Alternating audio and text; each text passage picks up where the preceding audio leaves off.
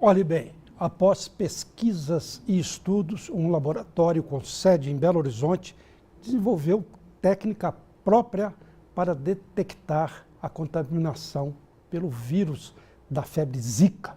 Até hoje, todos os testes realizados no Brasil são terceirizados de laboratórios estrangeiros, o que faz com que o exame custe aproximadamente R$ 1.500. Com a descoberta da empresa mineira, a expectativa é que o valor seja reduzido e o resultado divulgado mais rápido. O valor do exame e o tempo necessário para o diagnóstico, contudo, ainda não foi divulgado pelo laboratório.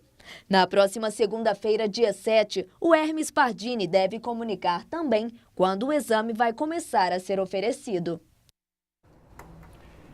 Embora os medicamentos geralmente sejam usados visando um benefício, alguns deles, mesmo quando administrados em doses corretas, podem originar efeitos secundários, adversos, de maior ou menor potencial.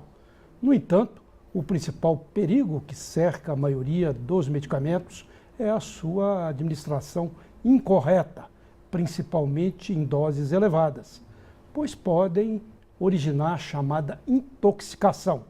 Para falar sobre o assunto, recebemos a farmacêutica Flaviana Ribeiro. Flaviana, boa noite, prazer em recebê-la aqui novamente, né? É a segunda vez que, pelo menos, que eu entrevisto você. Tá tudo bem? Já está se preparando para o feriado prolongado?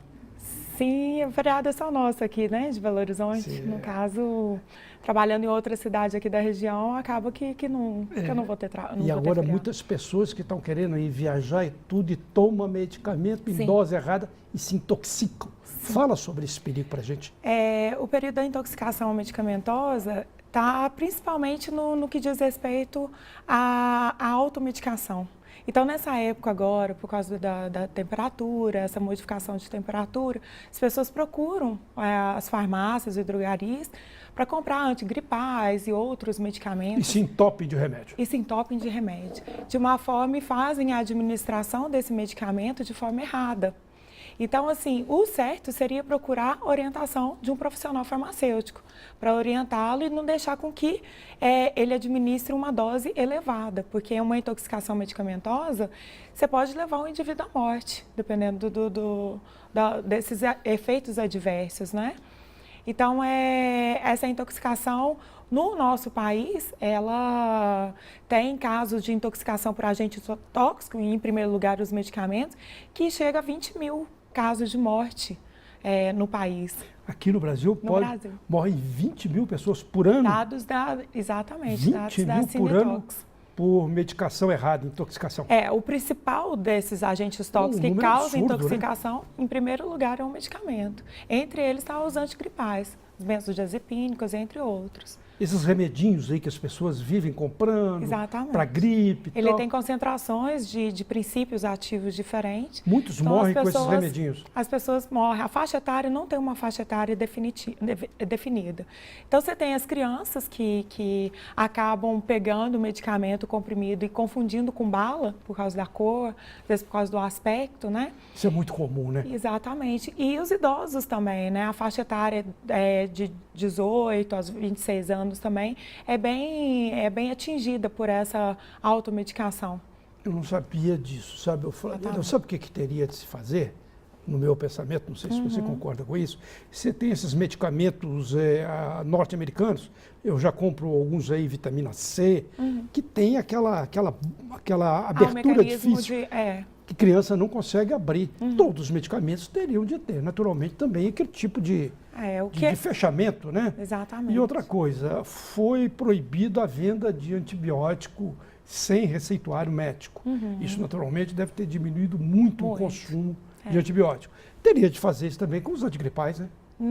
Já que já tem esse perigo de vida? Os antigripais, ele faz parte de uma classificação de medicamentos que é chamada de medicamentos isentos de prescrição.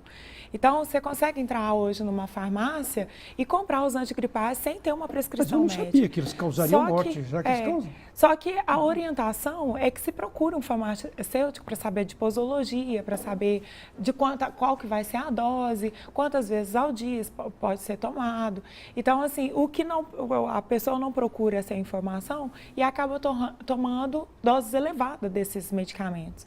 Muitas das vezes, as medidas que devem ser tomadas, né, em caso de se pensar em uma intoxicação medicamentosa, é ver a pessoa, geralmente ela começa a ter sintomas, como, por exemplo, vômito, diarreia, começa a ter sudorese, né, transpirar excessivamente, ficar com as pontas dos dedos ou com os lábios arroxeados. Então, quando se suspeita de intoxicação por medicamento, o certo é primeiramente olhar a bula para ver se já tem algum antídoto, né, indicado pela própria bula, e encaminhar esse paciente imediatamente para um pronto-socorro.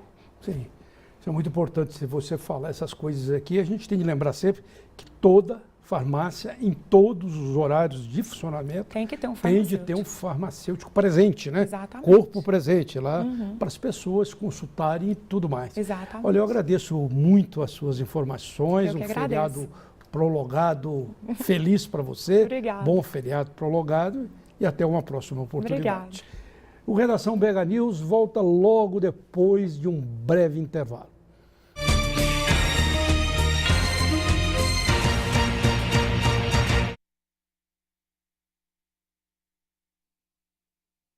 Para trocar informações.